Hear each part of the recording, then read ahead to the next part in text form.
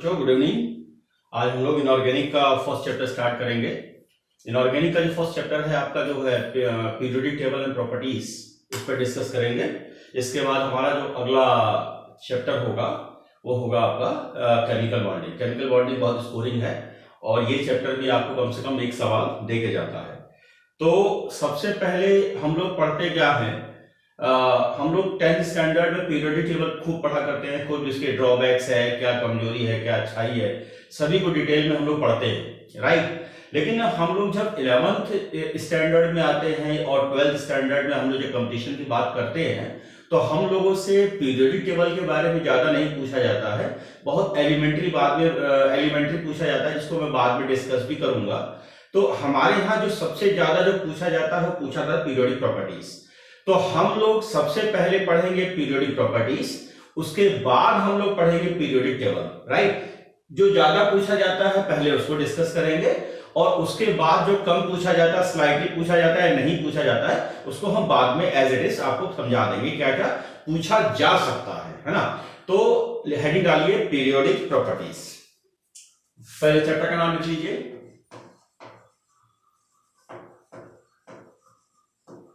Periodic table and properties.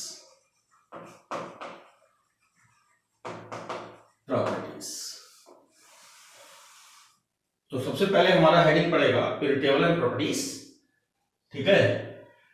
तो table को तो हम बाद में समझेंगे, को हाई स्कूल में खूब पढ़ते हुए आए, खूब रटते हुए आए, उसमें हमें कोई सवाल वाले यहाँ पूछे नहीं जाते हैं। हम लोगों से मेनली पूछा जाता है पीरियोडिक प्रॉपर्टीज के बारे में, ठीक है ना।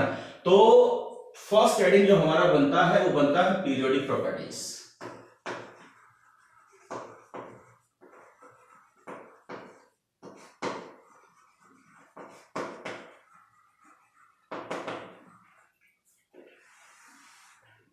बच्चों एक बात देखो कि जब आपसे क्वेश्चन पूछा जाता है कि पीरियोडिक प्रॉपर्टीज, आप सब बताने लगते हो ऐसा ऐसा होता है, ऐसा ऐसा होता है, लेकिन रियलिटी में पीरियोडिक प्रॉपर्टीज होता क्या है? पीरियोडिक प्रॉपर्टीज होता क्या है? जो इस चैप्टर का नाम पढ़ते हैं उस चैप्टर का नाम मतलब है क्या, इसको पहले जानना ज्यादा जरूरी है ना बेटा जी। तो सबसे पहले ये जान लो पीरियोडिक प्रॉपर्टीज होता क्या है। तो लिखो पीरियोडिक प्रॉपर्टीज, लिखो बेटा the properties which is repeated at a particular interval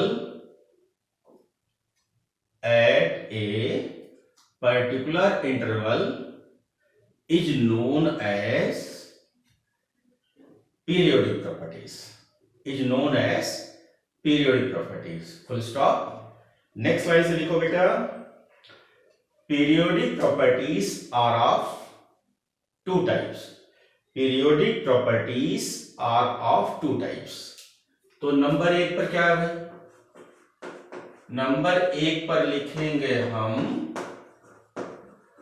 atomic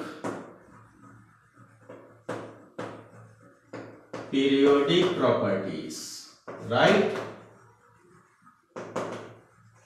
और नंबर दो पर क्या होगा मेरे पास? Molecular periodic properties, right. इतना बड़ा बार बार नहीं लिखेंगे भाई, तो है ना। तो इसके लिए शॉर्ट लिखेंगे ए पी पी, और इसके लिए क्या लिखेंगे? M P P. अब यहां पर दो वर्ड यूज कर दिए मैंने, है ना, समझना ध्यान से। दो वर्ड यूज किए, एक तो मैंने वर्ड यूज किया एटॉमिक और दूसरा मॉलिक्यूलर। जैसा कि नाम से ही दिख रहा है, नाम से कैसा दिख रहा है? एटॉमिक का मतलब सिंगल एटम, यानी कि ऐसी पीरियोडिक प्रॉपर्टीज जो सिंगल एटम से कैलकुलेट की जाएगी, सिंगल एटम की कैलकुलेट की जाएगी, उसको बोलेंगे एटॉमिक पीरियोडिक प्रॉपर्टीज। और ऐसी प्रॉपर्टीज जिसको बेटा जी मॉलिक्यूल के टर्म में लेना जरूरी है उसको लिखेंगे molecular periodic properties. Is it clear? चलिए स्टेटमेंट लिखो। Periodic properties periodic properties which is explained by periodic properties which is explained by single atom is known as atomic periodic properties, is known as atomic periodic properties. Full stop. Next line से कुछ example से लिख लो भाई, जैसे like electronegativity comma ionisation enthalpy,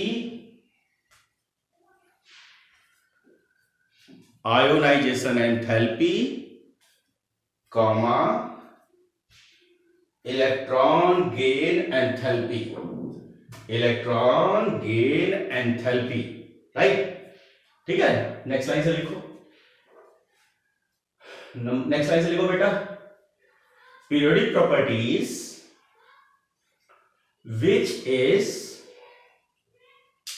explained by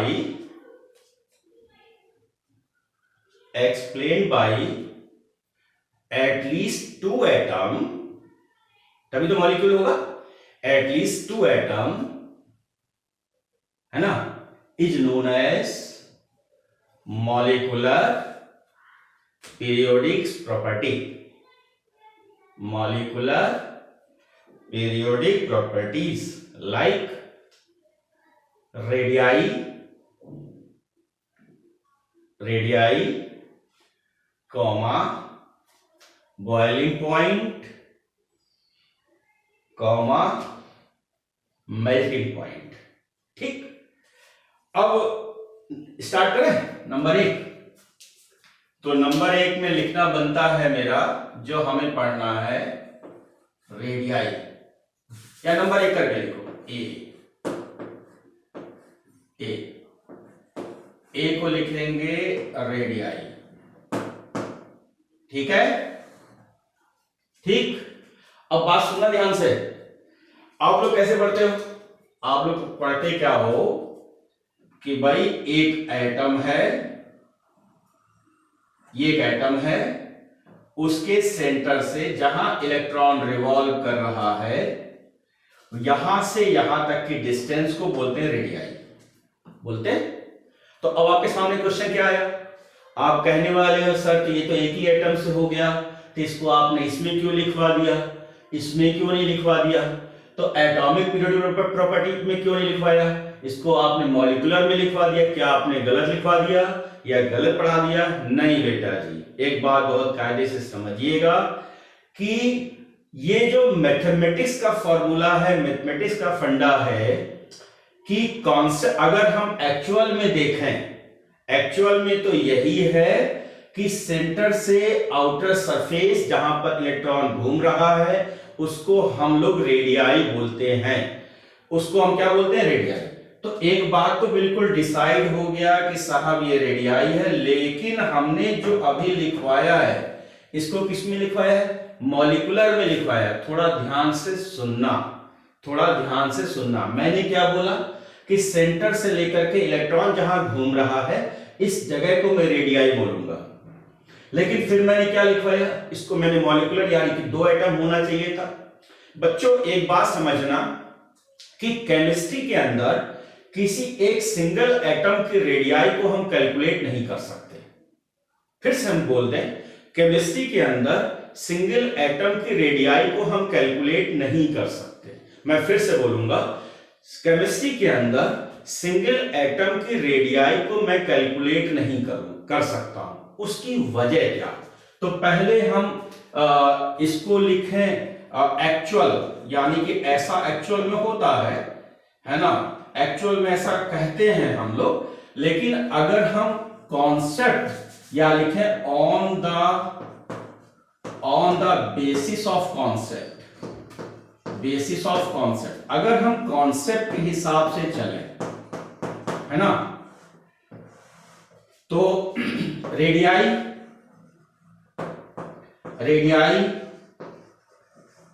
calculated by 2 atom.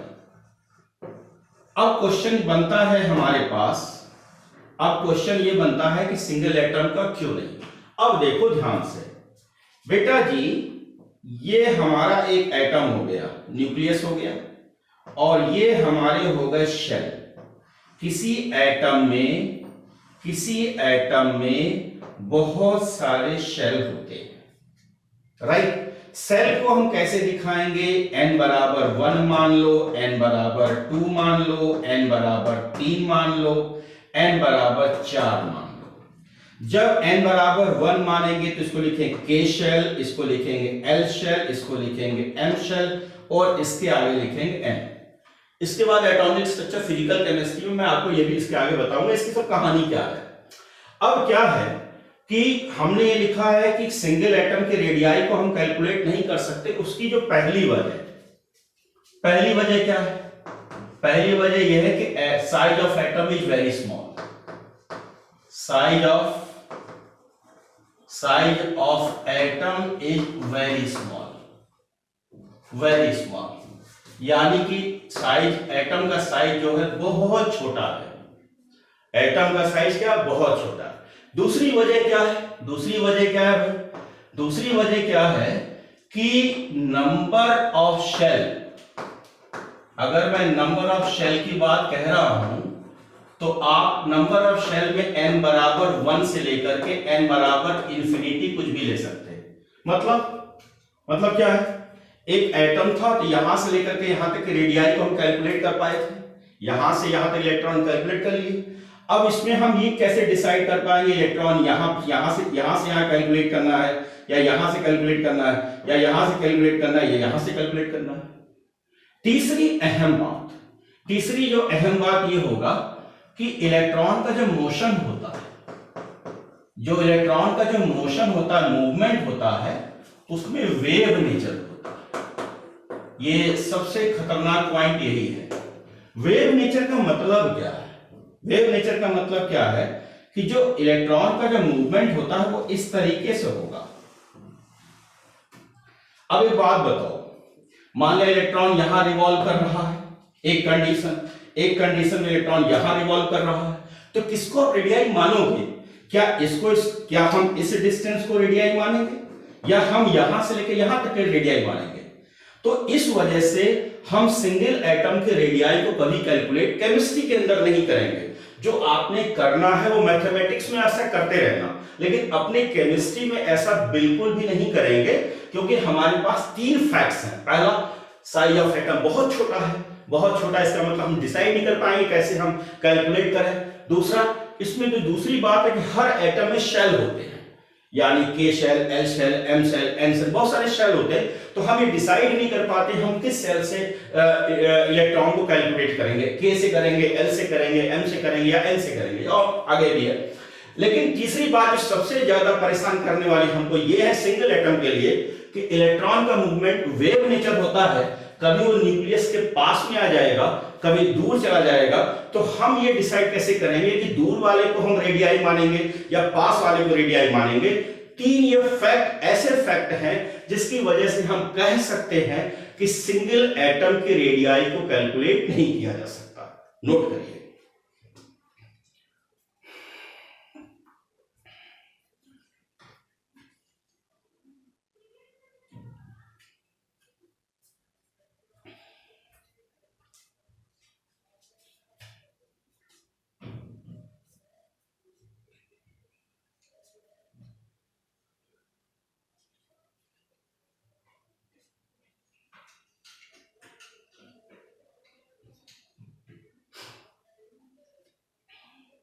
अब ये तो clear हो गया कि भाई जो हमने लिखवाया था कि मॉलिक्यूलर में क्यों लिखवाया, मॉलिक्यूलर पीरियोडिक प्रॉपर्टी में हमने रेडियाई को क्यों जगह दिया बेटा जी, उसकी वजह ये थी, है ना।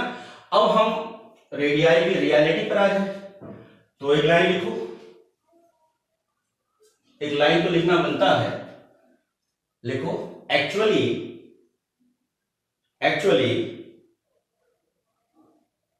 Radius is the distance from nucleus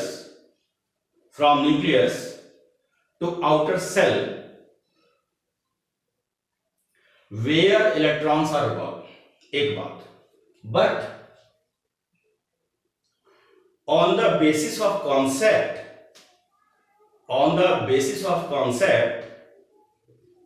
radii of single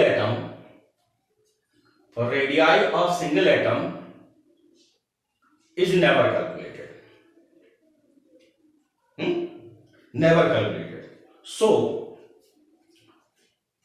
two atom are taken for calculation of radii.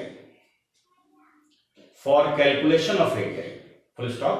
Next slide से radii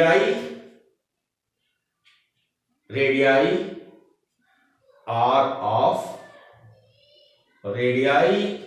of following types. Number एक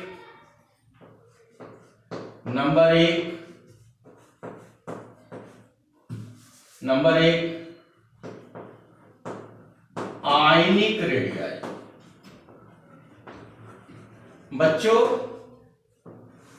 इसको मोस्ट इंपॉर्टेंट लिखना बनता है, मोस्ट इंपॉर्टेंट, क्योंकि ये कंपटीशन में सबसे ज्यादा पूछा जाने वाला टॉपिक है, इसलिए इसको मोस्ट इंपॉर्टेंट लिखना बनता है।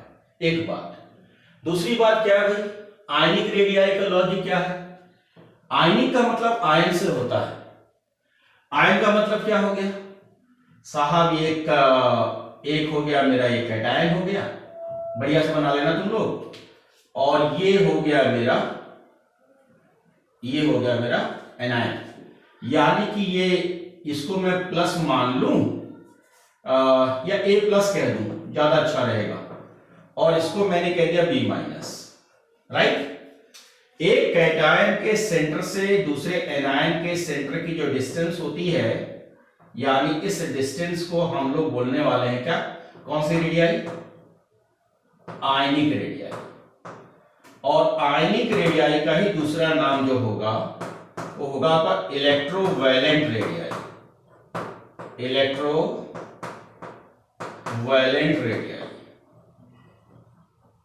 लिखो, जिसको हम लोग कैलकुलेट करेंगे किसमें? एंगस्ट्रॉम में।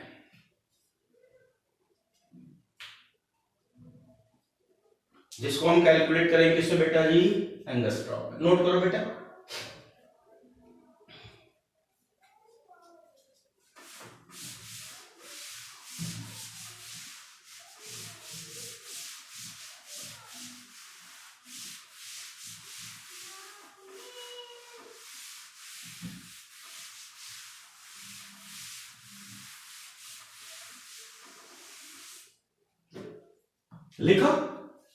लिखा।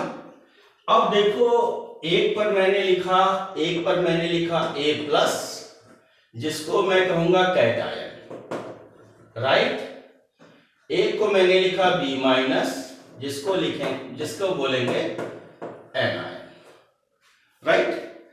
तीसरी बात, मैं तीनों पर एनालिसिस करने वाला हूं। तीसरी बात क्या है? एक वर्ड मैं यूज करूंगा, इफेक्टिव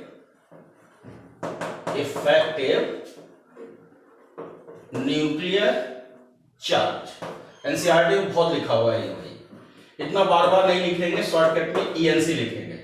एक्चुअल में ये प्रोटॉन और इलेक्ट्रॉन का रेशियो होता है, जो कि इनवर्स होता है साइज के या इनवर्स होता है रेडियाई के। इसका मतलब क्या है? इफेक्टिव न्यूक्लियर चार्ज जब इफेक्टिव न्यूक्लियर चार्ज बढ़ेगा, है ना। इफेक्टिव न्यूक्लियर चार्ज क्या है? प्रोटॉन अपन इलेक्ट्रॉन का रेशियो। इसका कैलकुलेशन भी आपको सिखाएंगे, कैलकुलेशन कुछ अलग तरीके का है। तो जनरल टर्म में हम बात कर रहे हैं इफेक्टिव न्यूक्लियर चार्ज यानी ratio of proton upon electron, ये इनवर्स होगा साइज और रेडियाई के। अगर इफेक्टिव न्यूक्लियर चार्ज बढ़ेगा तो रेडियाई और साइज दोनों कम होंगे, जब इफेक्टिव न्यूक्लियर चार्ज घटेगा तो ये दोनों बढ़ेंगे। नोट करो बेटा।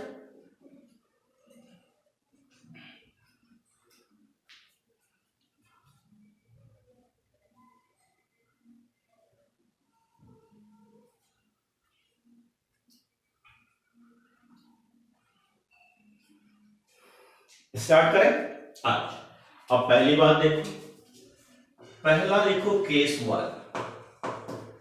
केस 1 में लिखो कैटायन फॉर्मेशन। बेटा ध्यान से देखो, अगर सोडियम अपना आउटर मोस्ट, सोडियम पर कोई चार्ज नहीं है, इसको क्या मान लिया मैंने, न्यूट्रल। अगर ये और Z बराबर कितना होता है 11, कॉन्फ़िगरेशन करेंगे तो क्या मिलेगा 281। अगर ये अपना आउटर मोस्ट इलेक्ट्रॉन निकाल देता है और सोडियम प्लस में कन्वर्ट होता है, इलेक्ट्रॉन से निकाल दिया तो मेटल पर प्लस बन गया, उसी को मैं क्या बोलूंगा, कैटायन। और कोई चार्ज नहीं था तो न्यूट्रल, प्लस आ गया तो कैटायन, वहां लिखा है मैंने कैटायन। एक बात, अच्छा एक बात बताओ, अब इसके पास इलेक्ट्रॉन कितने हैं, इसके पास तो 11 है, इसके पास 10 हो गए। अच्छा एक बात बताओ, अगर मैं इफेक्टिव न्यूक्लियर चार्ज निकालना चाहता हूं इसका और कैटायन का, अगर मैं इफेक्टिव न्यूक्लियर चार्ज निकाल रहा हूं, बेटा देखो प्रोटॉन कितना है इस केस में 11, इलेक्ट्रॉन 11, रिजल्ट कितना आया 1। इस केस में बताओ प्रोटॉन कितना है, बताओ इसमें प्रोटॉन बताओ कितना है 11, इलेक्ट्रॉन कितना है 10। बेटा मेरी बात सुनना ध्यान से, अगर एलिमेंट पर प्लस लग गया तो इफेक्ट केवल इलेक्ट्रॉन पर पड़ेगा, प्रोटॉन पर नहीं पड़ेगा। क्यों नहीं पड़ेगा, क्योंकि प्रोटॉन न्यूक्लियस के अंदर रहता है, उस पर फर्क नहीं पड़ता है। प्लस और माइनस का इफेक्ट केवल इलेक्ट्रॉन पर पड़ता है, प्रोटॉन पर कतई नहीं पड़ता है। तो यहां पर अब देखो, यहां पर कितना आया, यहां पर कितना आया 1.1। अच्छा एक बात बताओ कि जब सोडियम प्लस में कन्वर्ट हो गया तो इफेक्टिव न्यूक्लियर चार्ज क्या हो गया, बढ़ गया। यानी कि इफेक्टिव न्यूक्लियर चार्ज ये क्या हो गया, बढ़ गया। जब इफेक्टिव न्यूक्लियर चार्ज बढ़ेगा तो उधर देखो कि मैंने क्या लिखा है, रेडियाई एंड साइज दोनों क्या करने वाले हैं, डिक्रीज करने वाले हैं। इसका मतलब क्या हो गया, अगर मैं रेडियाई की बात करूं या मैं साइज की बात करूं तो किसका ज्यादा होगा, सोडियम का ज्यादा होगा। किससे, सोडियम प्लस से। क्यों, या मैं ये भी कह सकता हूं ये नॉन न्यूट्रल है और ये आपका क्या है, कैटायन है। कोई दुख दर्द, नोट करो।